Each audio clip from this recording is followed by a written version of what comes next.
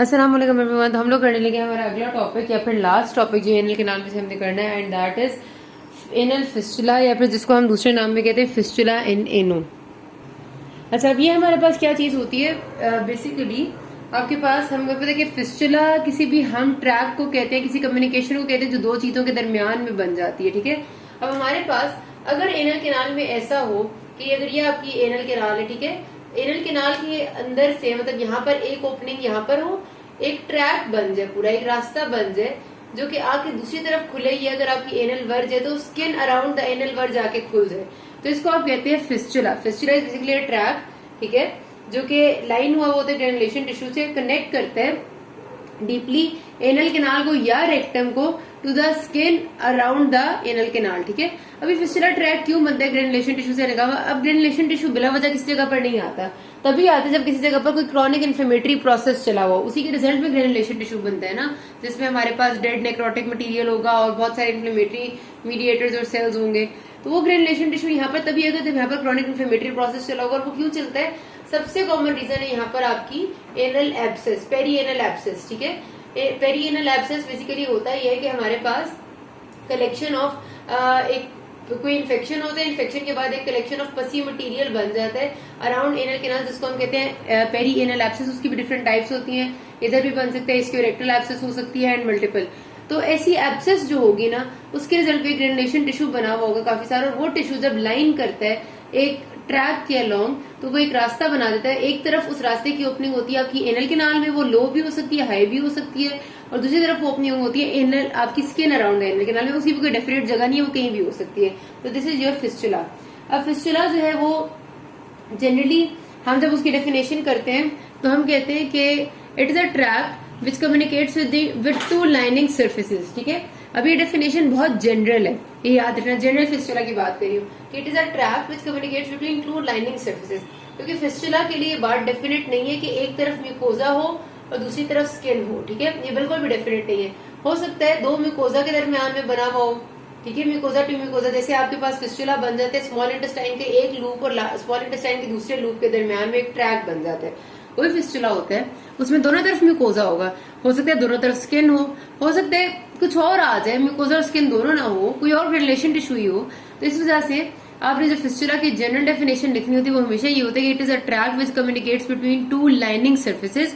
Lining surfaces कोई भी हो सकती है। यहाँ पे हमारे पास एक तरफ म्यूकोजा होता है एनल केनाल रेक्टम को, दूसरी तरफ स्किन होती है।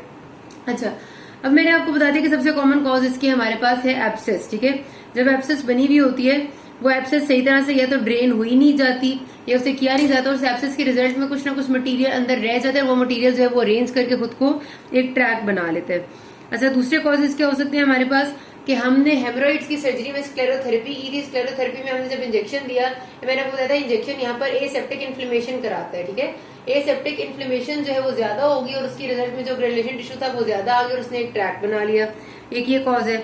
उसके बाद हमारे पास कोई ब्लड कलेक्शन थी, इधर कोई छोटी मोटी इंजरी हुई थी, अंदर थोड़ा बहुत ब्लड आया था, कलेक्ट हुआ, हेमाटोमा बना, वो हेमाटोमा के ऊपर फिर जाहिर सी बात है वही बॉडी हमारी आती है, वो उसको रिजोल्व करती है, रिजोल्व करते हुए एक ग्रेनुलेशन टिश्यू का ट्रैक बन गया। उसके अलावा जो थोड़े लेस कॉमन काजेज है वो कार्सिनोमा हो सकते हैं, आपका रेक्टम या एनल केनाल का क्रोन्स डिजीज में बन सकता है, ट्यूबरकुलोसिस में बन सकता है। तो ये सारे कुछ अनकॉमन से कॉजेज हैं, लेकिन जो मेजर है वो एब्सेस है, हेमोरॉइडल स्क्लेरोथेरेपी है और आपका ये हेमाटोमा। ठीक है, याद रखना आपने। जो रिजल्टेंटली सारे की कहानी में बात यह कि जब भी जहां पर कोई क्रॉनिक इन्फ्लेमेटरी प्रोसेस इनिशिएट होगा ना, इसके रिजल्ट में आपकी इधर एक ग्रेनुलेशन टिश्यू आ सकते हैं, तो वहां पर एक ट्रैक बन सकते हैं।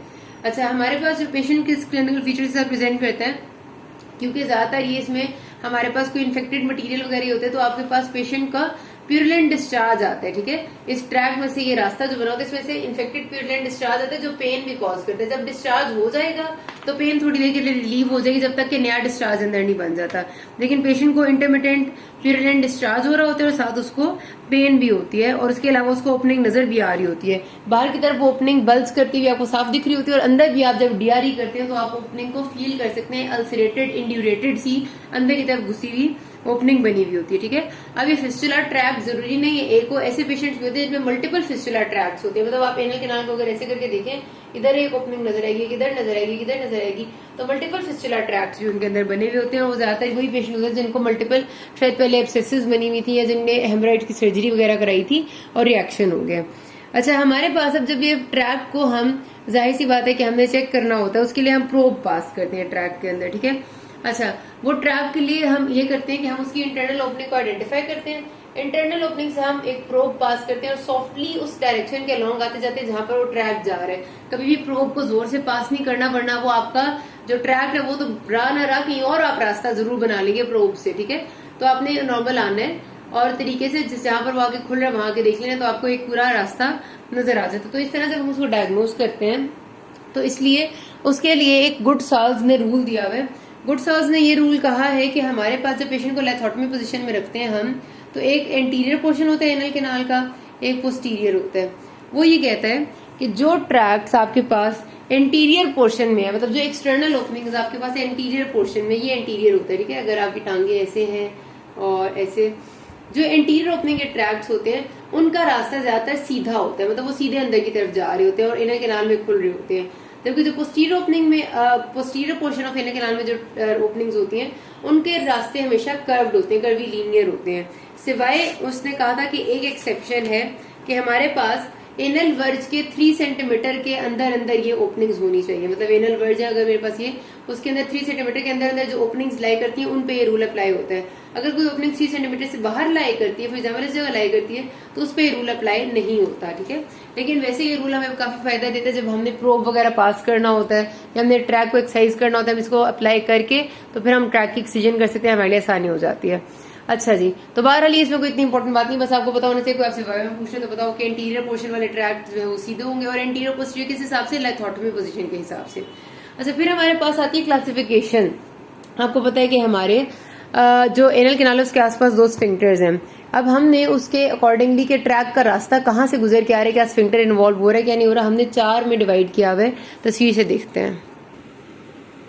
अच्छा जी, ये देखिएगा, अब हमारे पास यहाँ पर आपको नजर आएगा कि हमारा 4 तरह के ट्रैक्ट्स बन सकते हैं, ठीक है। फर्स्ट ऑफ ऑल आपको ये वाला दिख रहा है, दिस इज लाइक, एक सेकेंड पहले मैं आपको बताता हूँ, ये जो आपको अंदर की तरफ नजर आया जिसमें डॉट डॉट्स हैं, this is your internal anal sphincter. और जो बाहर की तरफ एक लाइनिंग सी है जिसके अंदर पतली पतली सी लाइंस नजर आ जाए, this is your external anal sphincter, ठीक है। अच्छा, जो ट्रैक आपका अंदर की तरफ से एक उसकी ओपनिंग यहाँ पे है और उसके बाद वो दोनों स्फिंक्टर्स के दरमियान में आ गई, देखें दोनों के दरमियान में आ गई, इंटरनल और एक्सटर्नल स्फिंक्टर के दरमियान में चलता हुआ ये आ रहा है। इसको हम कहते हैं इंटरस्फिंक्टेरिक फिस्टुला, जिसका रास्ता आपके एक इंटरनल ओपनिंग होगी, रास्ते में वो दोनों स्फिंक्टर्स के दरमियान से चलता हुआ आएगा और एक्सटर्नली एनल वर्ज के करीब ही खुल जाएगा। दिस इज योर इंटरस्फिंक्टेरिक फिस्टुला, ठीक है, दोनों के दरमियान में। फिर आपके पास एक होता है जो ये वाला, देखें एक अंदर से शुरू हो रहा है, पहले ये एक स्फिंक्टर को, इंटरनल एनल स्फिंक्टर को क्रॉस करते हैं, फिर एक्सटर्नल एनल स्फिंक्टर को क्रॉस करते हैं और फिर उससे बाहर आकर, मतलब दोनों से निकल के आके और यहाँ पर आकर एनल वर्ज से थोड़ा सा दूर आके खुलता है। इसको कहते हैं ट्रांसस्फिंक्टेरिक फिस्टुला, जिसने दोनों स्फिंक्टर्स को ट्रांस यानी उसमें से गुजर के आए है। फिर आपके पास एक ऐसा होता है जो कि शुरू तो अंदर से हुआ डेंटेट लाइन से नीचे ही, लेकिन उसके बाद वो ऊपर चला जाता है और दोनों स्फिंक्टर्स के ऊपर से कर्व लेके फिर नीचे आता है। अभी देखिए दोनों स्फिंक्टर्स के ऊपर चला गया, कर्व लेके आया, इसको हम कहते हैं सुप्रास्फिंक्टेरिक फिस्टुला, ठीक हो गया। और चौथा हमारे पास जो ट्रैक होता है वो ऐसा है कि ये वाला, ये आप देखें, जो कि दोनों स्फिंक्टर्स को ताल्लुक नहीं है, मतलब स्फिंक्टर्स तो नीचे होते हैं, ये ऊपर से ही आ रहा है और बाहर होके और बाहर से निकल रहा है, तो इसको हम कहते हैं एक्स्ट्रा स्फिंक्टेरिक फिस्टुला। तो 4 हो गए, इंटरस्फिंक्टेरिक, ट्रांसस्फिंक्टेरिक, ये आपका सुप्रा और ये एक्स्ट्रा, ठीक हो गया। अच्छा जी, अब हमने इसको डायग्नोस किस तरह से करना होता है, तो इसकी डायग्नोसिस के लिए मैंने आपको बताया कि हम सिंपली उसके पेशेंट के एक तो फीचर्स भी हमें अंदाजा कर देते हैं, उसके अलावा अगर आप पेशेंट को देखते हैं, सिर्फ इंस्पेक्शन करते हैं, तो भी आपको फिस्टुला ट्रैक की ओपनिंग्स बाहर की तरफ नजर आ जाती हैं, तो आपको पता चल जाता है कि भाई ये है तो फिस्टुला ही। अब अपने ट्रैक को आइडेंटिफाई करना है, उसके लिए आप या तो अल्ट्रासाउंड कराएंगे, अल्ट्रासाउंड से भी आपको काफी हद तक पता चल जाता है, लेकिन एमआरआई आपको डिटेल में बता देती है कि ट्रैक कैसा है, कहाँ पर उसकी इंटरनल ओपनिंग है, कहाँ एक्सटर्नल है, सॉफ्ट टिश्यू की डिटेल्स कैसी हैं। लेकिन जाहिर है हम हर पेशेंट की एमआरआई नहीं करा सकते, वो महंगा होता है और हर जगह अवेलेबल भी नहीं होता, तो इस वजह से हम उसकी अल्ट्रासाउंड पे गुजारा कर लेते हैं और हमें ट्रैक काफी हद तक आइडेंटिफाई हो जाता है, ठीक है। अब जो हमारे पास होते हैं लो एनल फिस्टुलास, लो एनल फिस्टुलास वो होते हैं जिनकी जो ओपनिंग है, इंटरनल ओपनिंग, वो आपके पास डेंटेट लाइन से नीचे नीचे है। जिस तरह अभी मैंने आपको डायग्राम में दिखाया है, तो डायग्राम में आपको नजर आ रहा था कि ये अगर मेरी एनल कैनाल है, ये डेंटेट लाइन है, तो जो आपका इंटरस्फिंक्टेरिक फिस्टुला था ऐसे करके, और जो ट्रांसफिंक्टेरिक था ऐसे करके, इन दोनों की जो इंटरनल ओपनिंग थी वो डेंटेट लाइन से नीचे थी। जबकि जो आपके बाकी दोनों थे, एक सुप्रास्फिंक्टेरिक था और एक तो जो ऊपर से आ रहा था ऐसे करके जो एक्स्ट्रा स्फिंक्टेरिक, वो दोनों की इंटरनल ओपनिंग जरा ऊंची होती है।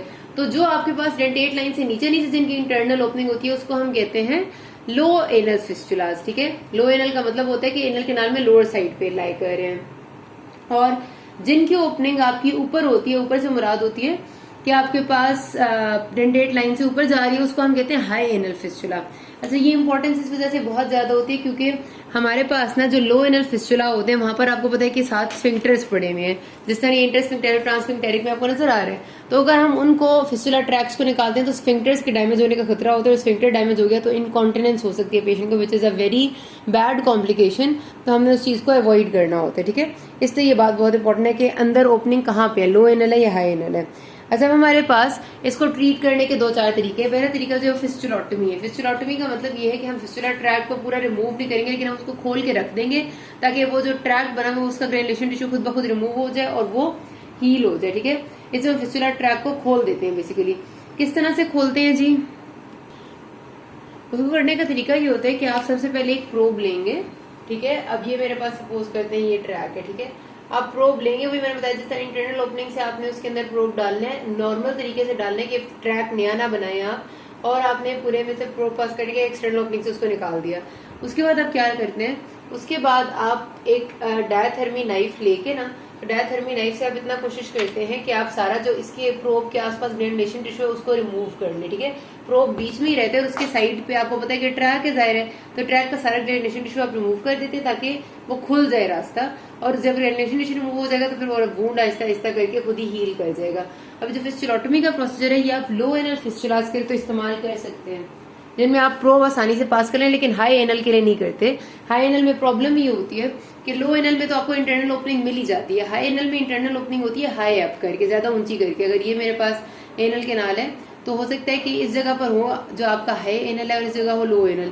लो एनल में तो आपने प्रोब पास कर लिया, हाई एनल में खतरा ये है कि आपको ओपनिंग सही से ना मिले, आप प्रोब सही ना पास कर सके, आपने स्फिंक्टर डैमेज कर दिया, फिर बाद में पेशेंट को इनकॉन्टिनेंस हो जाएगी। इस वजह से आप यहाँ पर ऐसी हरकत नहीं करते। ठीक है, अच्छा, फिस्टुलोटमी में आपने सिर्फ और सिर्फ प्रोब पास किया, और प्रोब के बाद आपने ये किया कि उसके बाद आपने जितना भी उसके आसपास का टिश्यू था उसको आपने डायथर्मी नाइफ से, आप ये समझ लें कि आपने उस साथ वाले आसपास वाले टिश्यू को स्क्रेप आउट कर दिया ताकि वो ट्रैक सा खत्म हो जाए। ठीक हो गया, तो और उसके बाद हमारे पास आ जाती है अगली स्टेप है फिस्टुलेक्टमी। फिस्टुलेक्टमी का मतलब है आपने पूरा वो ट्रैक निकाल ही देना। वो किस तरह से होता है, उसमें भी आप इसी तरह पहले ट्रैक को आइडेंटिफाई करते हैं। उसमें 2 तरीके हैं, या तो आप इसी तरह से प्रोब पास कर लें, या आप मेथिलीन ग्लू अंदर बाहर वाले ओपनिंग से मेथिलीन ग्लू इंजेक्ट करें, या फिर आप ये करें कि ये मेथिलीन ग्लू आप बाहर वाली ओपनिंग से इंजेक्ट करते हैं, एनल कैनाल के अंदर आप गॉज पीस रखते हैं। ठीक है, ये किसका तरीका है, या आपकी एनल कैनाल है, ये ट्रैक्ट है। ठीक है, यहाँ से आप मेथिलीन ग्लू को इंजेक्शन में देते हैं, और इधर आपने पहले का गॉज पीस रखा हुआ होता है। गॉज पीस जिस जगह पर जाकर आपको पता होता है आपने कहाँ तक रखा है, जिस जगह पर गॉज पीस स्टेन होगा इसका मतलब है उस जगह उसकी इंटरनल ओपनिंग है, तो आपको इंटरनल ओपनिंग का अंदाजा हो जाता है।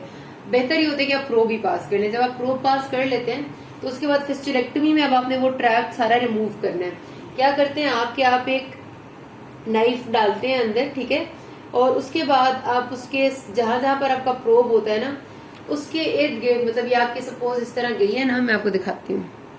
तो इस तरह से होती है कि फिस्टुलेक्टमी में ना आप जब प्रोब के बाद आप जो डायथर्मी नाइफ पास करते हैं उससे आप प्रोब के आसपास का सारा ट्रैक एक्सरसाइज कर लेते हैं, मतलब आप ऐसे अंदर लेके जाते हैं और उसको घुमाते हैं। ठीक है, अंदर जब आप नाइफ लेगे ना प्रोब के साथ से, सपोज ये आपके पास किधर गया ट्रैक, ये ट्रैक है, यहाँ से आप नाइफ लेके और आप उसको आसपास ऐसे सारा घुमाते हैं, इस तरह घुमाते हैं कि जब तक वो सारा ट्रैक आपकी नाइफ के साथ नहीं लग के बाहर आ जाता, तो वो पूरा ट्रैक आपके साथ ग्रेनुलेशन टिश्यू समेत बाहर से आ जाता है एक तरह का।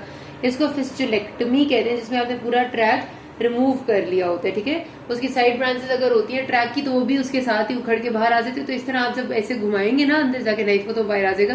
जाहिर है ये चीज आपका सर्जिकल ऑपरेशन आपको वीडियो देखें तो ज्यादा अच्छे से समझ आते हैं, लेकिन ये वो वाले ऑपरेशन भी नहीं जिनकी डिटेल को आपसे पूछेगा, एटलीस्ट आपको नाम और बेसिक कॉन्सेप्ट होना चाहिए कि फिस्टुलोटमी में आप क्या कर रहे हैं, उसमें आप ग्रेनुलेशन टिश्यू को स्क्रेप आउट कर रहे हैं प्रोब डाल के, फिस्टुलेक्टमी में आप पूरा ट्रैक रिमूव कर रहे हैं। फिर आपके पास सेटन एक चीज होती है। सेटन ये होता है कि आप धागा लेते हैं, थ्रेड होता है और धागा आप डाल लेते हैं इस ट्रैक में से, ठीक है, प्रोब के बाद वो धागा आप लेके ना, अभी मेरे पास अगर ट्रैक है ये इधर ही बना लेते हो, ठीक है, ये आपका ट्रैक बना है फिस्टुला का। इसमें आप धागा देंगे, थ्रेड आप इसमें से पास करेंगे, यहाँ से एक उसका एक इधर से निकला होगा, इधर लाके आप उसको बांध देंगे। इस तरह क्या होगा, वो ट्रैक खुला रहेगा और वो ड्रेन होता रहेगा। वो ड्रेन होता होता होता होता एक टाइम आता है कि वो जब लूप हमारा हमने जो बांधा वो होता है ना, वो आहिस्ता आहिस्ता उस स्फिंक्टर मसल से हम इस लूप ऑफ थ्रेड के जरिए आहिस्ता आहिस्ता मसल्स को कट करता रहता है। सपोज अभी मैंने लूज करके बांधा है और एक धागा नहीं होता, मतलब स्पेशलाइज्ड मटेरियल होता है, धागा ही कहूंगी मैं उसे। तो हमारे पास ना ये सपोज लूज बांधा पे तो कुछ भी नहीं होगा, ट्रैक खाली वो होता है ड्रेन। अब मैं अगर बाहर से इस धागे को टाइट कर दूंगी तो क्या होगा कि अंदर ये जो सारा आपका इंटरनल स्फिंक्टर है मसल से बना हुआ है ना, यहाँ पड़ा हुआ, उस पर प्रेशर पड़ेगा। वो आहिस्ता सा, जिस तरह हम नहीं धागे से किसी भी चीज को काट लेते, उस तरह आहिस्ता आहिस्ता ये धागा आगे आएगा, ये मसल कटता जाएगा। लेकिन एकदम ये प्रोसीजर नहीं होता, ये बड़ा आराम आराम से होता है। इतना आराम से होता है कि जब धागा आगे आता है तो मसल जो कटता है उसके साथ साथ मसल रिपेयर होता जाता है। उसका फायदा ये होता है कि आपका ये जो ट्रैक है ना, जब मसल थोड़ा सा कटेगा, थोड़ा रिपेयर होगा, तो पीछे ट्रैक भी रिपेयर होने के साथ ही बंद हो जाएगा, हील कर जाएगा, ठीक है। तो आहिस्ता आहिस्ता ये धागा सारा नीचे आ जाता है, मसल थोड़ा कटता जाता है और ट्रैक भी आपका बंद हो जाता है। तो हाई एनल फिस्टुलास के लिए सेटन इस्तेमाल करते हैं। और अगर हमारे पास हमें जरूरत हो, बहुत कॉम्प्लिकेटेड फिस्टुला है, हमें पता है कि हमारा फीसेस अगर इसमें से पास करेंगे तो वो सही से पास नहीं कर सकेंगे, या कुछ अरसे के लिए हमारी हो सकता है आइलियस हो जाए, या हो सकता है कि सेप्सिस का चांस हो, तो फिर हमें क्या करना होता है कि जो भी नीचे ट्रीटमेंट देनी है इनमें से वो देंगे और ऊपर कोलोस्टमी कर देंगे, यानी कोलन को आप एक स्ट्रोमा लगा के बाहर बैग से निकाल देंगे ताकि जो भी फीसेस है ड्रेन होना है वो उसमें होती रहे, और आगे आप एनल केनाल के साथ जो कर सकते हैं वो करें। तो यहाँ आपका फिस्टुला खत्म हो गया, यहाँ का एनल केनाल भी खत्म हो गया। किसी कोई मसला हो can ask me. Thank you.